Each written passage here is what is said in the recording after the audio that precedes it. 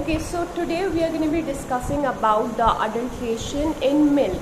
So what is adulteration? Basically any substance which deteriorates the quality of milk or any product is called adulterant and it's harmful. Today we are going to be discussing about the adulteration in milk specifically. So there are like common adulterants which are found in milk are water, starch, then sodium bicarbonate, urea, so on. So we're going to be discussing each one in detail and the simple method for the detection of these common adulterants. So number one is water.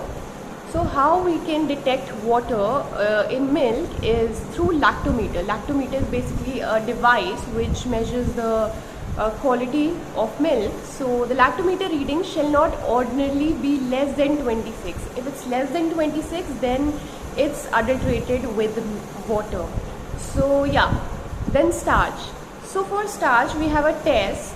We just have to add a few drops or tincture of iodine or iodine solution, and if it forms blue color, then it indicates the presence of starch. The third one is removal of fat. So the lactometer reading will be above 26 while the milk apparently remains thick. Okay, so if the lactometer reading goes beyond 26, then it indicates that it has fat. Then sodium bicarbonate. For that we have a chemical test in which we're going to be take 5 ml of milk plus 5 ml ethyl alcohol, and then we're going to be adding few drops of 1% dosalic acid, and we're going to be mixing it well. Then if there's a development of red color, then it confirms the presence of sodium bicarbonate. So we need to know the basic color formation after the test, which indicates the specific adulterants. Next adulterant is sucrose.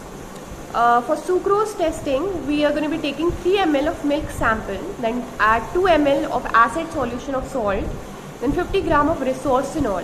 After that you have to heat it, and if red color develops, then it confirms the presence of sucrose. Then we have vanaspati. For that we're going to be taking milk sample in a test tube, then equal amount of hydrochloric acid, then little bit of sucrose. After that mix well and heat it. If red color crystals are there, if you can observe red color crystals, that confirms the presence of vanaspati. Then urea, a very common adulterant which we can found in milk.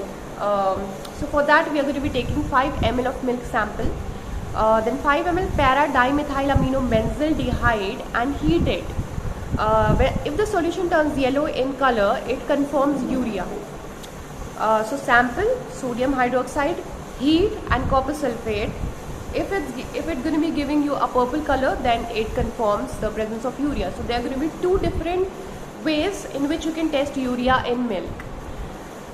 Then detergent. For that, take 5 ml sample in test tube and add 1 drop of 5% bromocresol purple solution. If violet color forms, that means it confirms the presence of detergent in milk. Then bacteria. How you can test bacteria in milk? Take 5 ml of milk in a test tube plus 1 ml methylene blue solution. Keep it in water at 37 degrees Celsius. If the color reduces from blue to white in 30 minutes only, then there is presence of bacteria in milk. Next is hydrogen peroxide. For that, take 5 ml of milk and equal volume of concentrated hydrochloric acid and then mix it well. Add drop of formalin solution and warm to 600 degrees Celsius. Dip starch iodide paper in the solution. If the paper turns blue-violet, that indicates hydrogen peroxide. Then boric acid. Milk sample, take milk sample in a test tube, then add 20 drops of dilute hydrochloric acid and mix well. Dip yellow paper in the sample. If the yellow paper turns red, it confirms the presence of boric acid. Next is azodize. So you have to take 40 ml milk in a test tube, then equal volume of ether and shake vigorously. After that, azo dye, if added, comes in ether layer. Okay, so there's going to be an azo dye which comes in the ether layer. You can, like, it's very visible. So this is the test, and last but not least, if you have to test pH 6.6 to 6.8, so dip pH paper in 9 ml sample of milk.